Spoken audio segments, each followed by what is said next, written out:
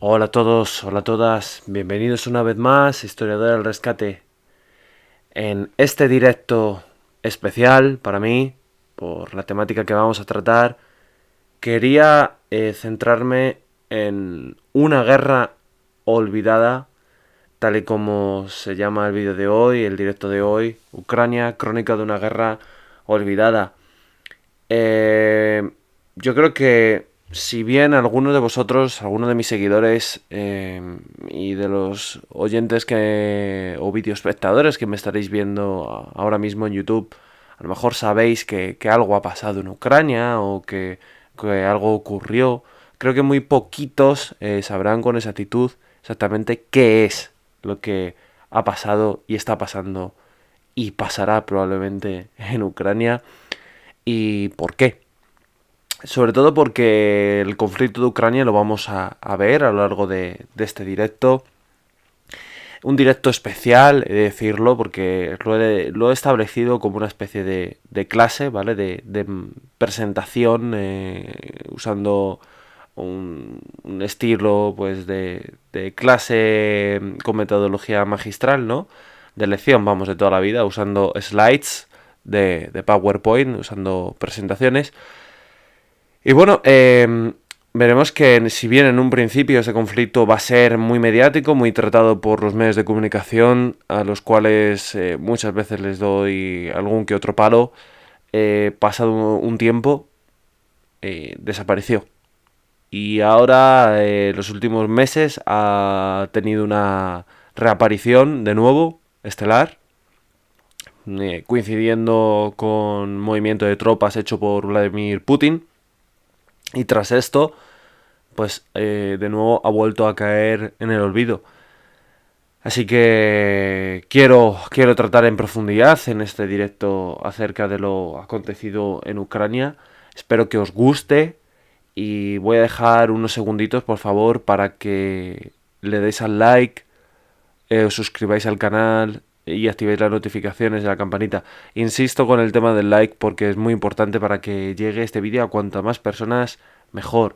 Yo no cobro absolutamente nada, no gano dinero con esto, lo hago de forma altruista porque considero que un servicio al país, a la ciudadanía, es darles educación y gracias a internet pues tenemos acceso a educación gratuita si sabemos buscar las fuentes. Así que voy a dejar unos segundos para que por favor os suscribáis al canal, compartáis el directo si queréis o incluso le deis al like.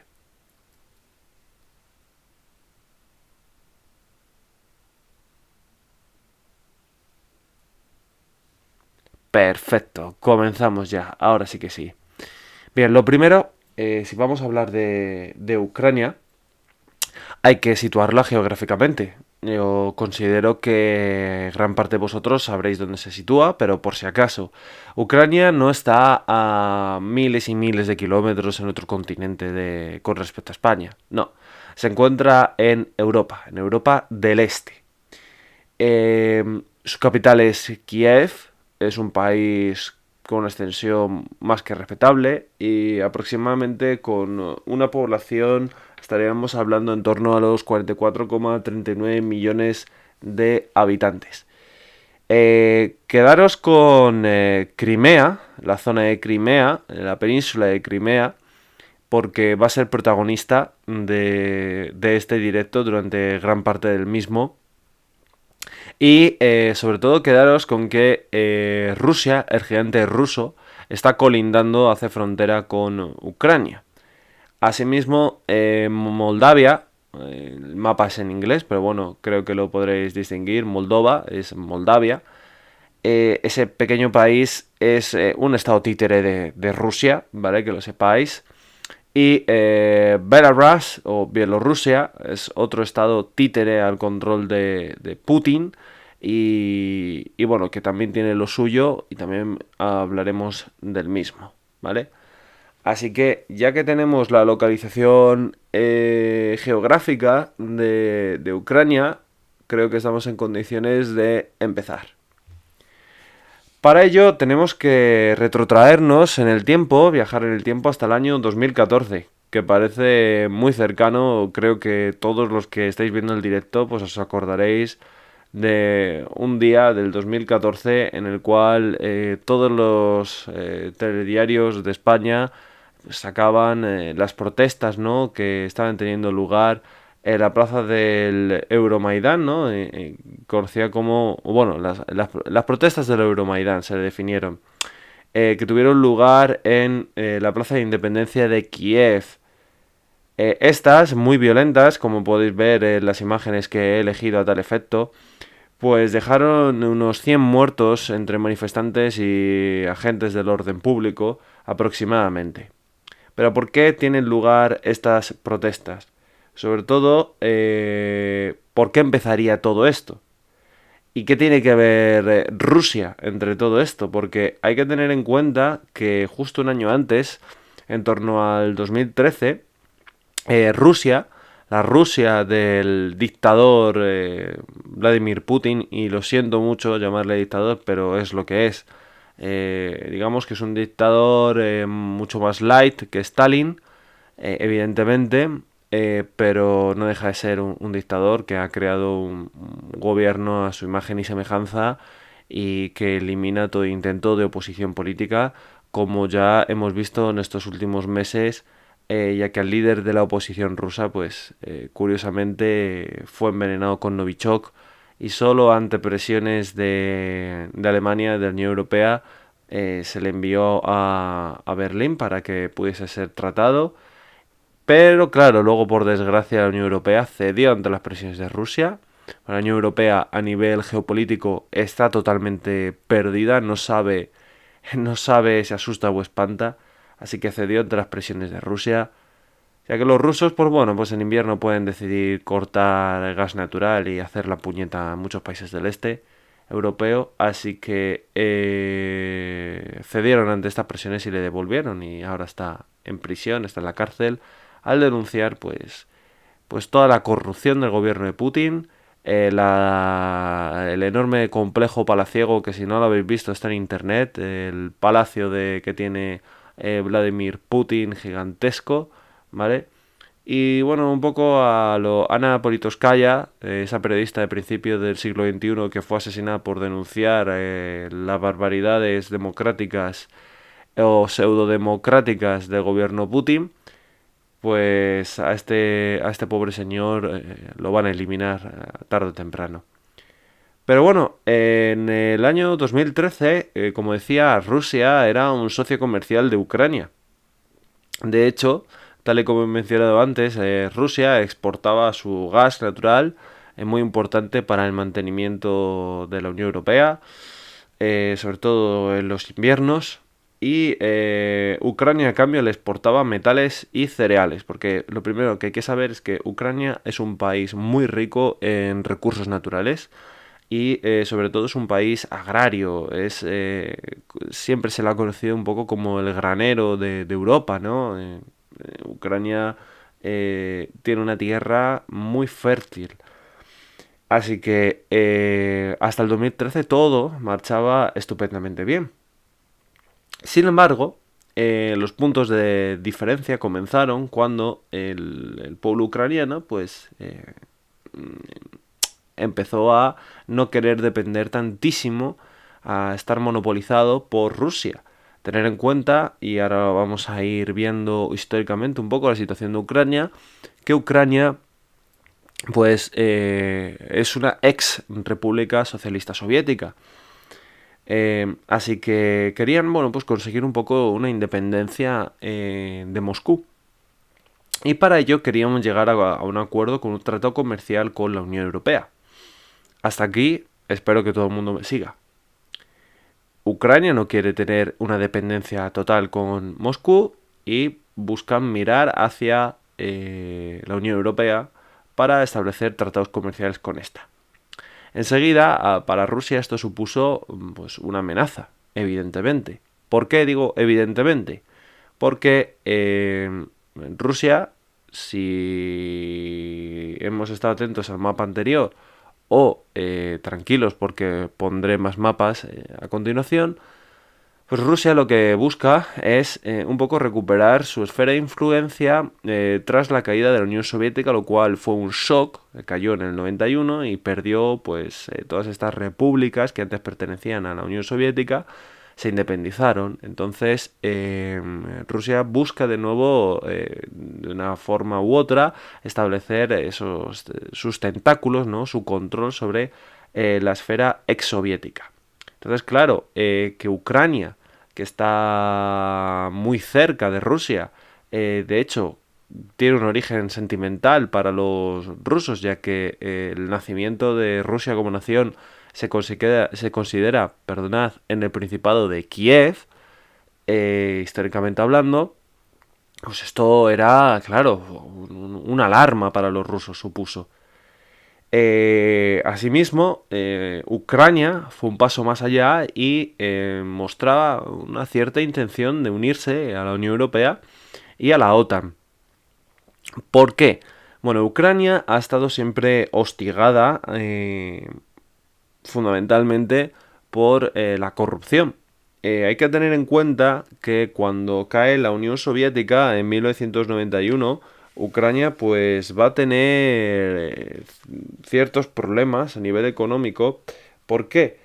Bueno, pues porque hay que considerar que en Ucrania no se ha hecho la transición, o no se ha hecho del todo, la transición de una economía comunista, es decir, de controlar absolutamente todo por parte del Estado, controlar la economía de forma estatal y tener una enorme cantidad de empresas públicas, a otra capitalista de libre mercado. Tras la caída de la Unión Soviética, esto no se completó de una manera adecuada. Como consecuencia de esto, la economía ucraniana, de hecho, a día de hoy tiene una enorme cantidad de empresas públicas. Se encuentran, como digo, controladas por el Estado. De hecho, la cifra exacta es en torno a más de la mitad de las empresas que existen en Ucrania. Esto a día de hoy está lentamente cambiando, sobre todo en el sector armamentístico, ya que cuando estalle la guerra en Ucrania, os hago un pequeño spoiler, pues se van a ir creando pequeñas startups que van a directamente a producir elementos que el Estado no podía pues producir por su incapacidad y por ejemplo gafas de visión nocturna, munición, etcétera, etcétera, y se van a financiar por crowdfunding.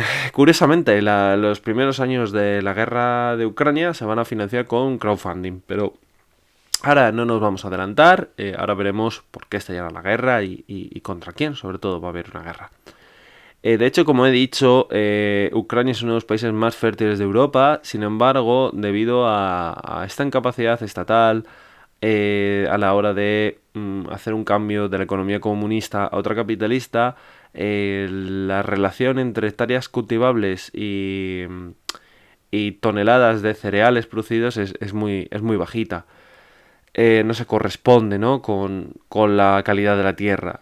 Y asimismo estas tierras se encuentran muchas veces en manos de oligarcas, es decir, de aquellos grandes gerifaltes del comunismo que simplemente a lo más gatopardo posible, haciendo caso de la filosofía gatopardista de hacer que todo cambie para que nada cambie, pues del día a la mañana pasaron de ser comunistas a capitalistas y de controlar el 80% de estas tierras se encuentran en manos de estos multimillonarios ucranianos.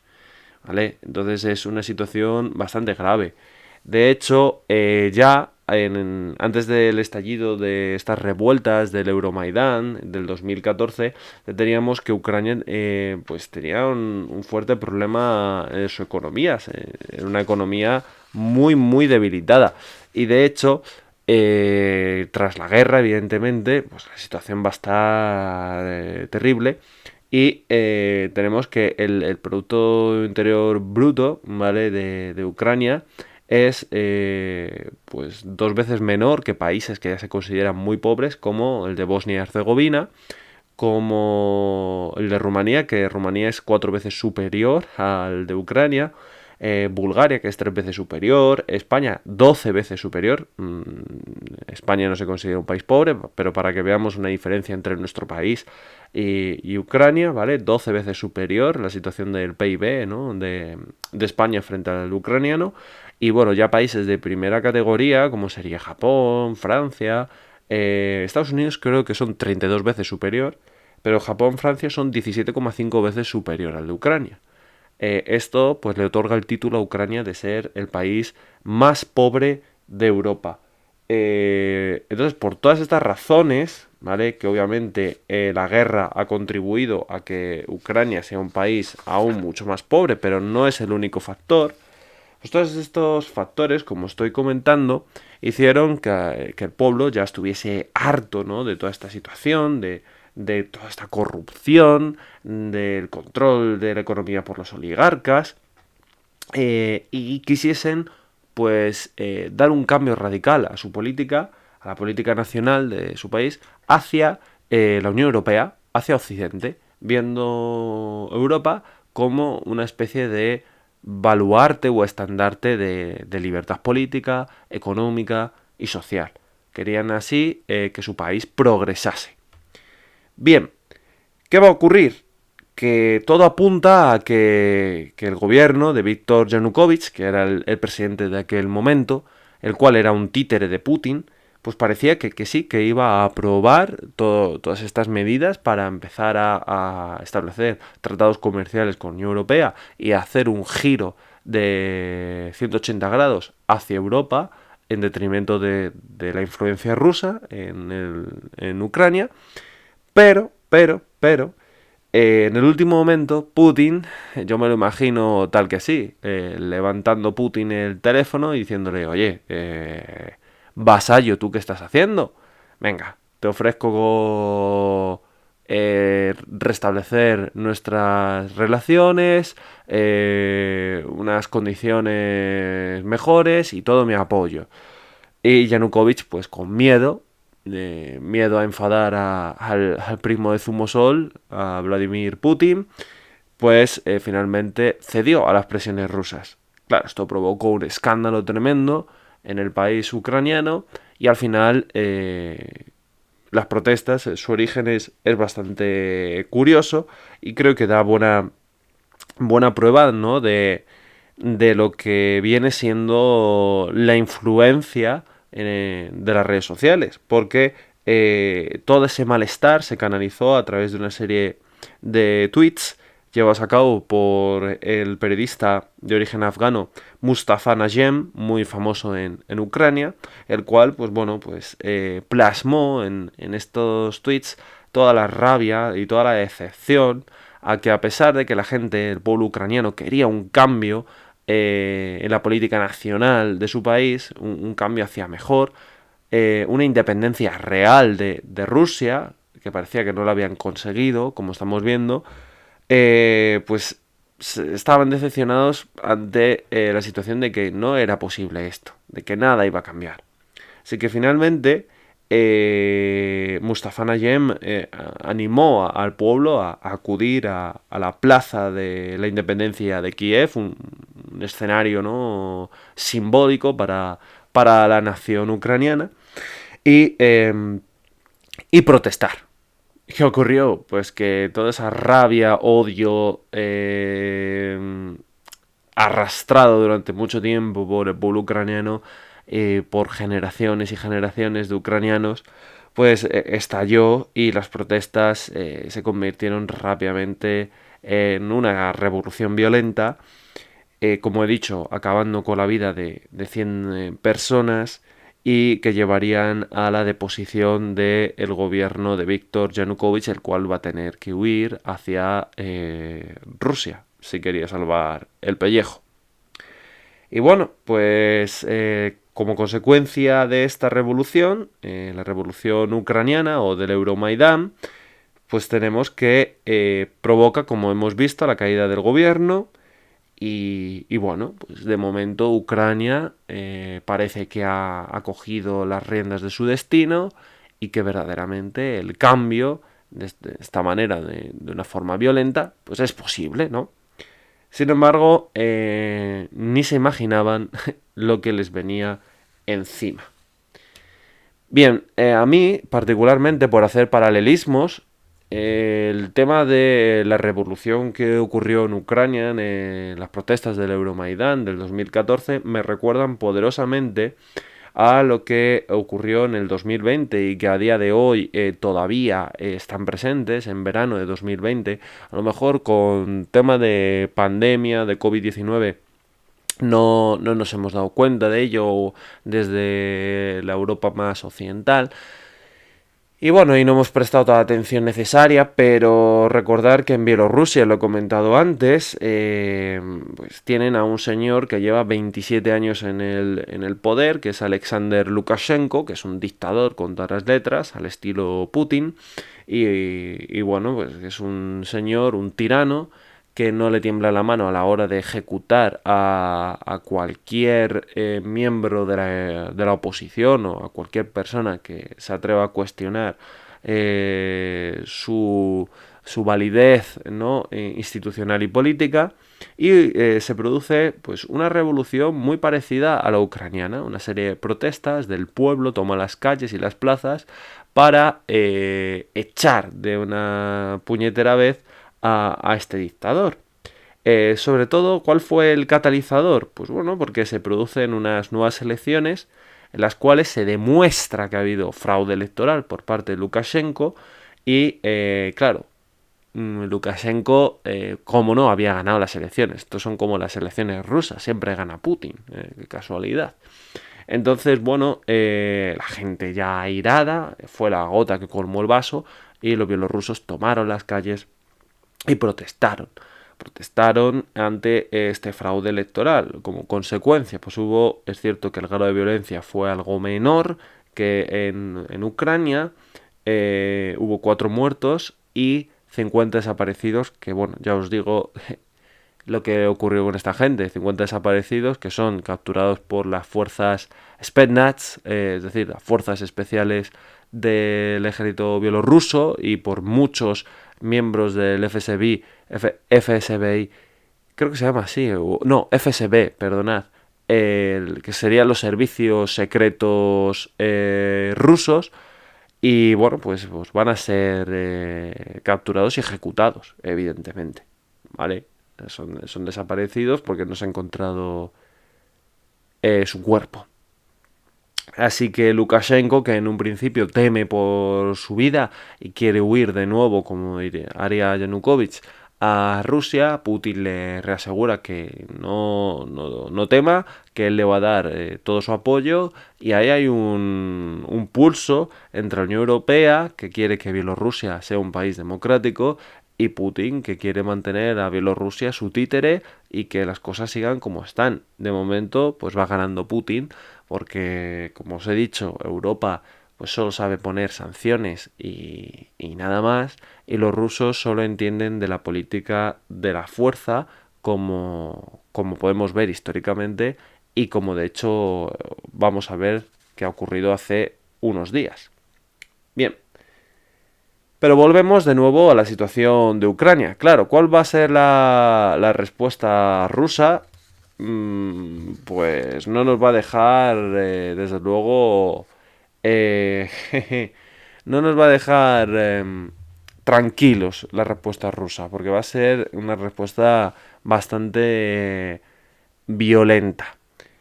Pero antes, si os parece, vamos a hablar un poco de la historia reciente de Ucrania. Tras la guerra civil rusa, una vez se ha producido la revolución comunista, tenemos que Ucrania va a quedar bajo la órbita de la Unión Soviética, de la URSS. Durante el estalinismo, el pueblo ucraniano va a sufrir muchísimo, va a sufrir lo indecible. De hecho, se produce el Holodomor, o el Holocausto ucraniano, provocado sobre todo por las políticas de expropiación de las tierras a los campesinos ucranianos. Ya hemos visto que la economía de Ucrania era antes fundamentalmente agraria y a día de hoy un importante porcentaje del PIB procede de la agricultura ucraniana. Pues tenemos que bueno, pues que como consecuencia de estas expropiaciones de tierra, muchos campesinos se van a quedar sin tierra que cultivar y se van a morir de hambre, dando lugar a la muerte de, creo que más de 1 millón de personas, más de 1 millón de ucranianos, de personas del pueblo soviético, ¿vale? Su propio pueblo, van a ser, pues de una manera directa, eh, obligadas a morirse prácticamente por Stalin. Y sé de buena tinta que todavía hay gente joven y no tan joven que justifican esto por TikTok y demás. En fin, lamentable. Después, claro, tenemos, porque hay que decirlo todo, porque algunos ya estarán pensando, es que este, claro, como es un facha, pero no. De hecho, después de esto estallará la Segunda Guerra Mundial, como sabemos, y Ucrania va a ser invadida tras el estallido de la Operación Barbarroja en el 41, es decir, la invasión de Alemania hacia la Unión Soviética. Pues tenemos que Ucrania va a ser conquistada, ¿no?, por la Alemania nazi. En un principio los ucranianos ven a los nazis como sus libertadores, porque consideran que les van a quitar de encima el yugo comunista. Y sin embargo, los alemanes, lejos de aprovechar esto para su propio bien, es decir, para alistar a unos cuantos millones de hombres decididos, jóvenes ucranianos, a luchar contra el comunismo, pues lo que va a hacer Hitler, movido por sus fanáticas teorías raciales y delirantes, esto hay que decirlo, pues va a mandar a los Einsatztruppen, a comandos de las SS de limpieza racial, y se van a dedicar a ir pueblo por pueblo, ciudad por ciudad, a cometer auténticas limpiezas étnicas, limpiezas raciales, y en definitiva asesinar a miles de ucranianos.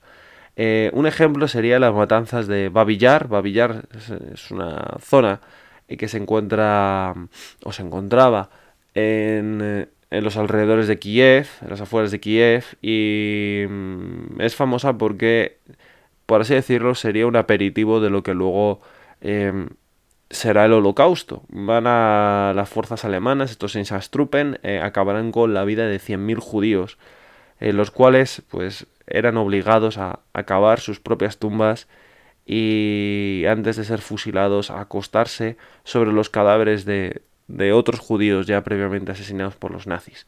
Y aquí de hecho tenemos una imagen pues que ejemplifica, ¿no?, la sangre fría con la que se llevaron a cabo estas terribles ejecuciones, y lamento si alguien se impresiona por la imagen, pero creo que valga la redundancia, pero una imagen vale más que 1.000 palabras. Bien, así que pueblo ucraniano también va a sufrir una cantidad de víctimas tremenda en la Segunda Guerra Mundial y de limpiezas étnicas, tanto por parte de comunistas como por parte de nazis. Luego, después de la Segunda Guerra Mundial, ya una vez muerto Stalin, tenemos a este señor de aquí, Nikita Khrushchev. ¿Por qué hablamos de él? Es importante. Es importante porque como presidente de la Unión Soviética, en 1954, va a ceder Crimea, la península de Crimea, a Ucrania, de tal manera que desde 1954 Crimea va a pertenecer a la República Socialista Ucraniana. Hay que comentar que la península de Crimea había pertenecido históricamente a Rusia tras la victoria de este país al Imperio Otomano en 1774.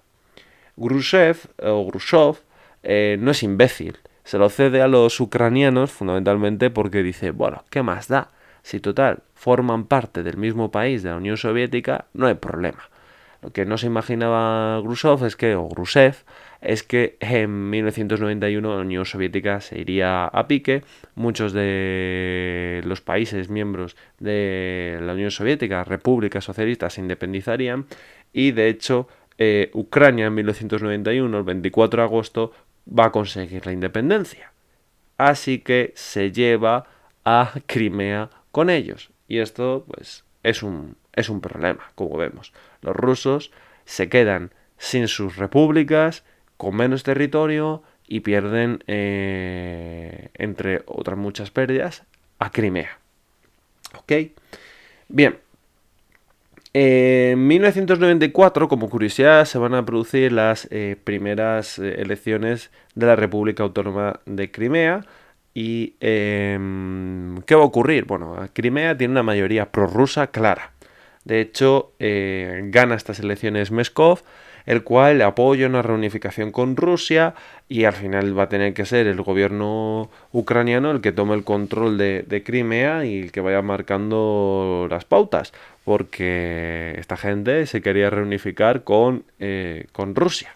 Bien, hay que comentar que Ucrania tenía armas nucleares y en el 94 pues el gobierno ucraniano firma en Budapest una serie de acuerdos con Estados Unidos, con Rusia, para el desarme nuclear de este país. A cambio, ¿qué se aseguró a Ucrania? Claro, porque Ucrania estaba cediendo armas nucleares, las cuales pues ya sabemos que sobre el tablero de mesa geoestratégico son muy importantes para negociar. Pues a cambio se le promete a Ucrania, por parte de las potencias firmantes, es decir, de Estados Unidos y de Rusia, la inviolabilidad de sus fronteras y un respeto total a su integridad territorial. Algo que, como vemos, volviendo al 2014, después de este salto al pasado, pues Putin se lo ha pasado por el arco de triunfo. Aquí tenemos una imagen icónica, ¿no?, con la caída de la Unión Soviética, una estatua, el busto en este caso, de Lenin. Bueno, y llegamos a la parte favorita, a la de los hombrecillos verdes. Y sí, no me he vuelto loco, pero esto es muy curioso. Fijaos, en marzo de 2014, cuando ocurre todas estas protestas, ¿no?, y nos habíamos quedado en que Yanukovych había huido de Ucrania, entonces los ucranianos pues estaban festejando que le habían echado a este títere de Putin y que por fin eran dueños de su propio destino y que podían enfocar su política hacia donde ellos quisieran o quisiesen. Tenemos que, claro, Putin y Rusia no se iba a quedar quieta. ¿Qué ocurre? Bueno, aprovechando toda esta situación, los rusos dicen que ha habido en Ucrania un golpe de estado, que han quitado al dirigente legítimo, por lo tanto no reconocen la potestad del pueblo ucraniano, y aprovechando que en Crimea, como hemos visto, había una importante mayoría prorrusa, deciden enviar tropas rusas a Crimea. ¿Ok? Es decir, un gobierno extranjero, Rusia, se mete en la política nacional de otro gobierno, de otro país extranjero, Ucrania, y no solo es que se meta, sino que invade un territorio que les pertenece.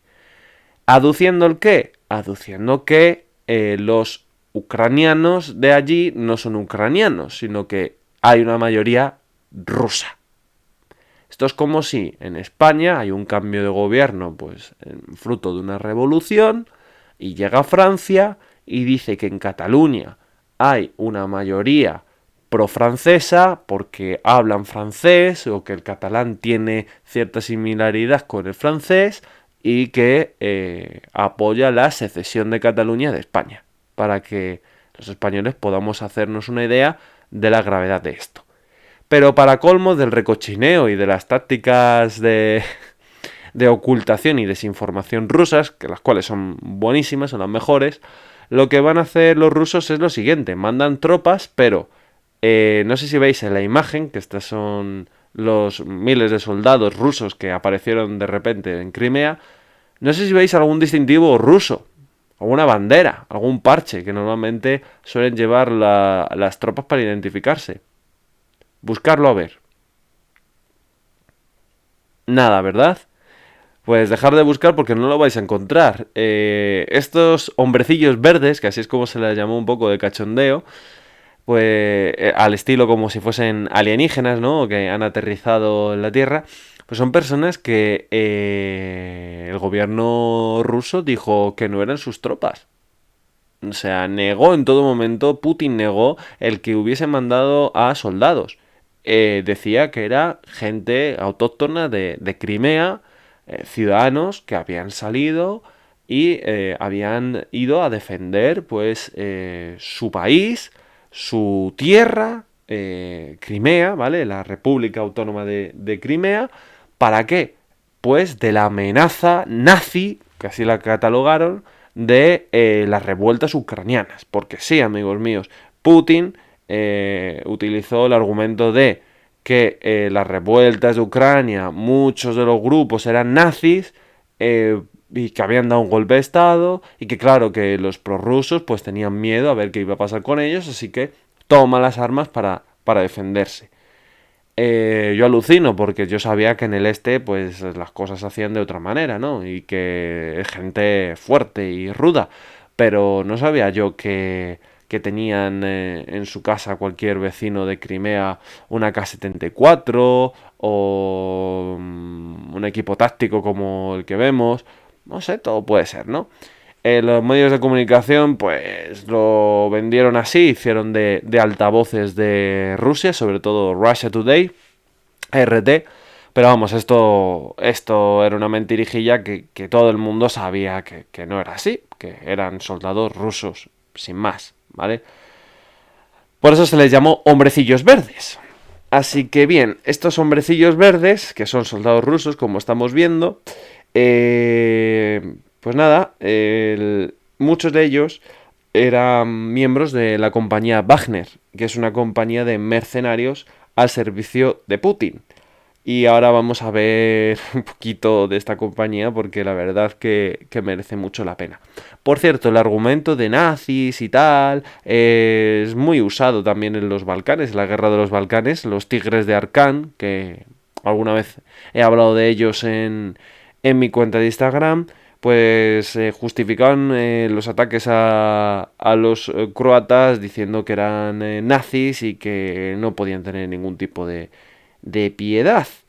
Claro, en estos momentos el ejército ucraniano no se espera que en Crimea ocurra esta situación, que los rusos entren ahí diciendo, no somos nosotros, que envíen a tropas de ejército ruso sin sus parches, o porque no pertenecen a ninguna nación, que envíen a mercenarios de la compañía Wagner, en fin, y hay que tener en cuenta que el ejército ucraniano, pues pensando, ¿no?, en este acuerdo del 94 de desarme nuclear de Ucrania, de que Estados Unidos y Rusia iban a proteger sus fronteras y demás en caso de un ataque, pues la verdad es que el ejército ucraniano está muy reducido. En los 90 estaba formado por casi medio millón de hombres y ahora, en el 2014, tenían unos 130.000. Los tanques, que tenían miles de tanques, eran tanques de la época soviética, T-62,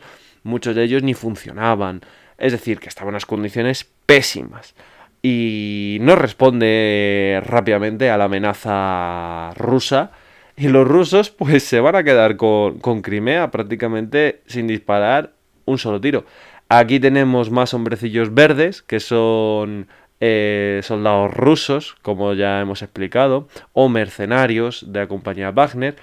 Como veis, ningún parche del gobierno ruso que les identifique como soldados rusos. Vale, para completar aún más la pantomima, pues semanas después de llevar a cabo la invasión rusa de Crimea, tenemos que se hace un referéndum en el cual los ciudadanos de Crimea votan. Y claro, sale como... ¿El qué votaban? Pues votaban el unirse a Rusia o no. Y tenemos que sale pues, con una abrumadora mayoría el unirse a la Federación Rusa. ¿Cómo no? En fin, Estos hombrecillos verdes, si os preguntáis a qué se dedicaron, pues básicamente a desarmar a todos los soldados ucranianos que había en Crimea y a la policía ucraniana de Crimea, es decir, a tomar todas las redes de comunicación, carreteras y a aislar a aquellos que se mantuvieron fieles al gobierno ucraniano, que ya os digo que fueron los pocos, porque claro, tú te ves rodeado de hombrecillos verdes que son militares rusos y sus mercenarios y te dicen, tienes dos opciones, o resistes y te matamos, o te rindes y puedes pasar a nuestro ejército, pues hombre, pues no te lo piensas, ¿no? La verdad. Es claro, ¿cuál va a ser la respuesta de los ucranianos? Pues la respuesta de los ucranianos, como hemos visto que el gobierno ucraniano está muy debilitado y su ejército también, va a ser la creación, pues como lo estamos viendo, de escuadrillas paramilitares, de batallones paramilitares, formados íntegramente por civiles. De hecho, si vemos en la imagen, llevan una estética pues militar, ¿no? Con su camuflaje, su pasamontañas, muchos de ellos y tal. Pero luego algunos no tienen dinero para botas y llevan unas zapatillas Adidas o unas bambas de deporte, ¿no? Eh, Esto va a ser también muy típico de la guerra de Ucrania durante los primeros años y nos recuerda también un poco a lo que ocurrirá en la guerra de Siria, ¿no? Con estas milicias yihadistas o de voluntarios. Uno de los batallones más famosos es el batallón Azov. De hecho, estos sí que es cierto que tienen una estética pro-nazi. De hecho, el símbolo que está en la esquina inferior izquierda y en la bandera, en la fotografía de la derecha, pues está formada por elementos de una simbología rúnica que van a utilizar los nazis. Es una simbología rúnica germana, de orígenes germanos. Por ejemplo, tenemos el símbolo de la runa Angel, ¿vale? El cual pues, tiene un origen en las trampas que se ponían para los lobos. Y la rueda, ¿no? De fondo es un Svartsesone, un sol negro que en la mitología nórdica germánica, hacía alusión al fin del mundo.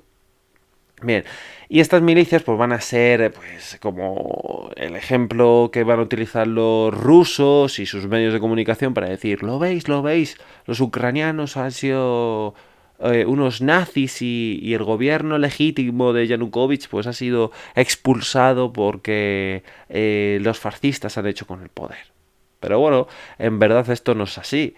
No quiero decir que el batallón Azov sea de una ideología fascista o no. Probablemente muchos de sus miembros sí lo sean.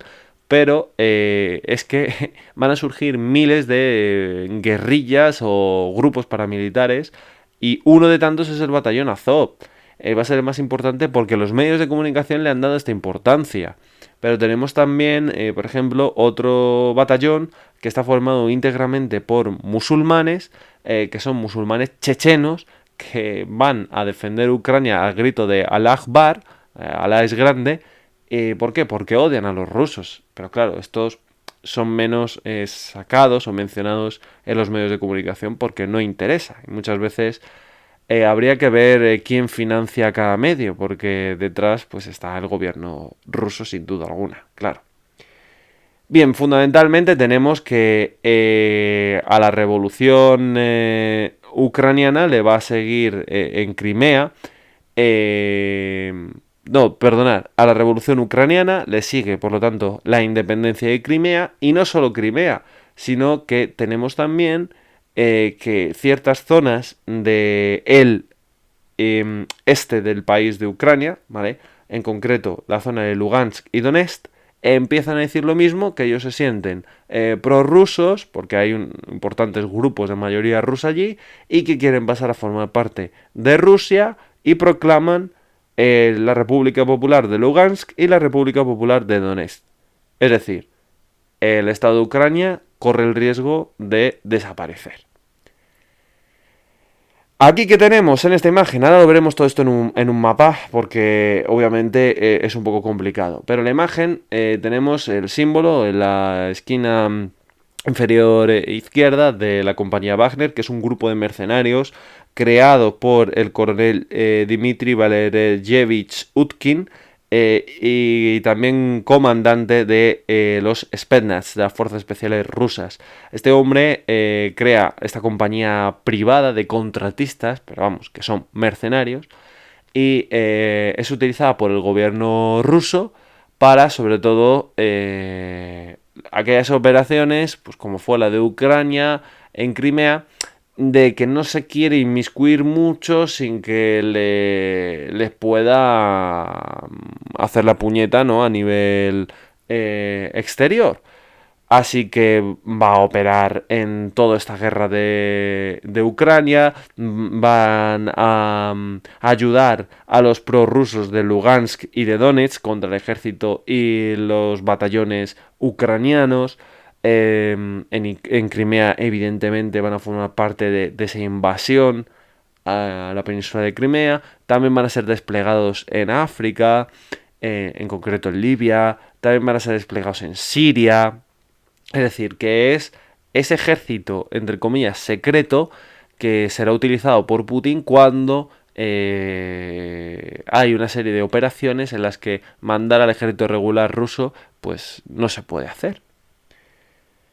Bien, también fijaos en la fotografía de la parte de la izquierda, la superior, tenemos que el grupo Wagner, de hecho se llama así, porque el creador de este grupo, este grupo mercenario, ¿no?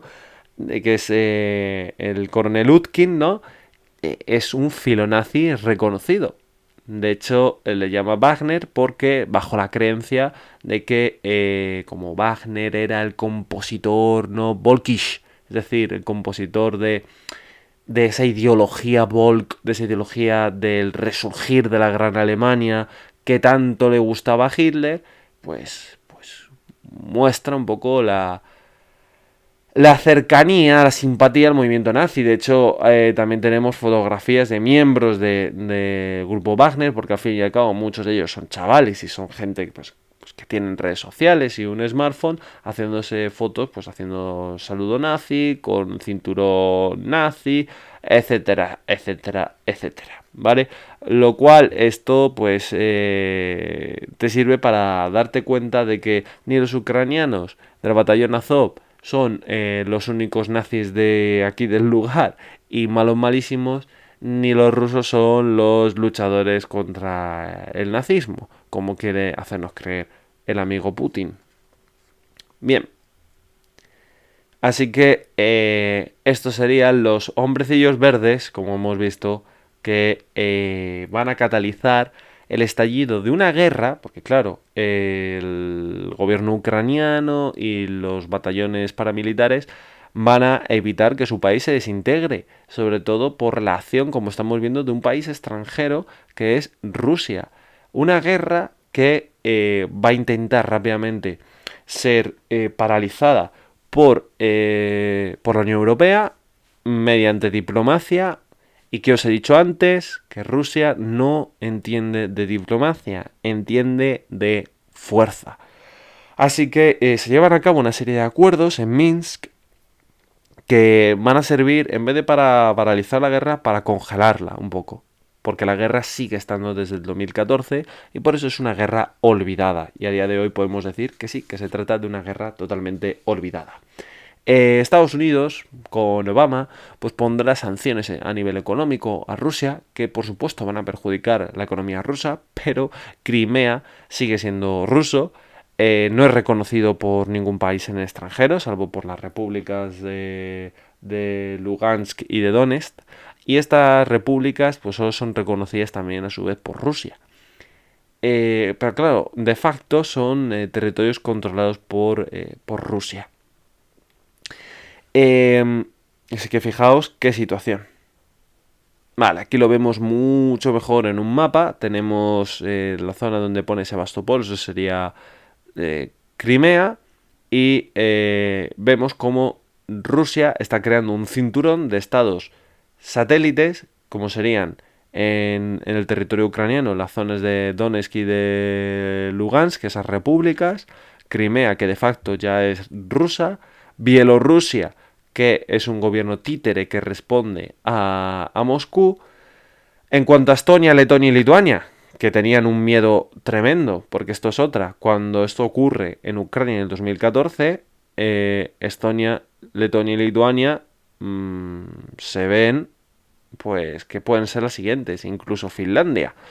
Así que la OTAN, para resegurarlas, van a estos países, sobre todo los bálticos, van a hacer maniobras militares y Putin aquí saca el órdago y empieza a hacer incursiones a lo largo de estos años, las ha ido haciendo con cazas sobrevolando espacio aéreo de países como Letonia, Estonia, Lituania, y de hecho hay una misión allí permanente de la OTAN con cazas Eurofighter españoles que salen a interceptar a estos cazas rusos, se ponen en paralelo de ellos y les obligan a irse, a expulsarlos del espacio aéreo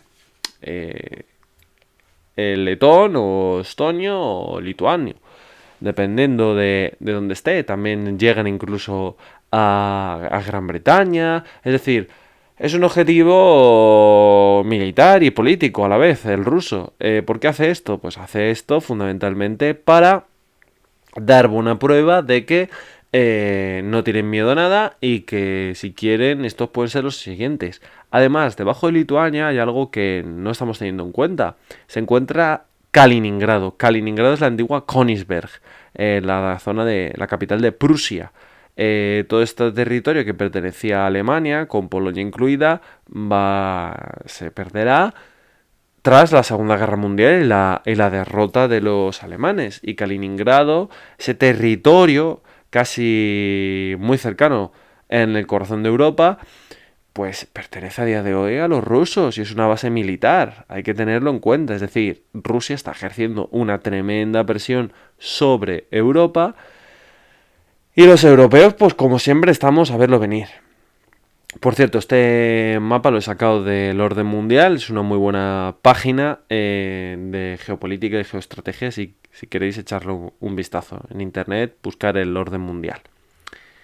¿Vale? Y estas serían las zonas pues en disputa. Crimea, que ya está bajo el control de los rusos, de hecho es parte para la legislación rusa de Rusia, y Donetsk y la zona del Donbass, Lugansk y demás, pues que es la zona en la que ese territorio ucraniano prorruso se ha escindido y sigue la guerra ahí.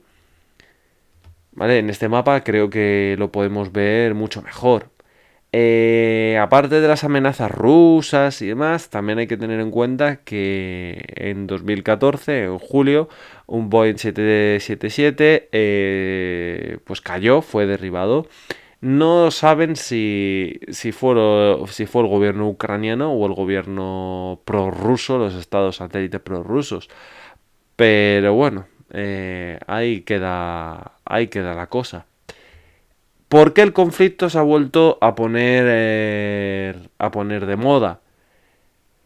Bueno, fundamentalmente porque hace unos meses Ucrania pidió incorporarse a la OTAN y sobre todo la OTAN está dando una enorme cantidad de ayudas a Ucrania. De hecho, tenemos que han recibido, por ejemplo, los misiles Javelin, ¿no? Que serían estos misiles anticarro, que sería un arma perfecta para igualar un poco esa superioridad rusa en cuanto a carros de combate. También está recibiendo ayuda a nivel de Humvees y medios de transporte en Ucrania. La única diferencia es que los Javelin, el gobierno de Estados Unidos ha impuesto a Ucrania que para usarlos, primero tiene que pedir permiso a los Estados Unidos, segundo, solo los puede desplegar en la zona del oeste del país, es decir, donde no hay un conflicto con las provincias rebeldes del este. Bien, claro, a todo esto tenemos que como siempre hace Rusia, para mostrar que están ahí y que no se olvidan de los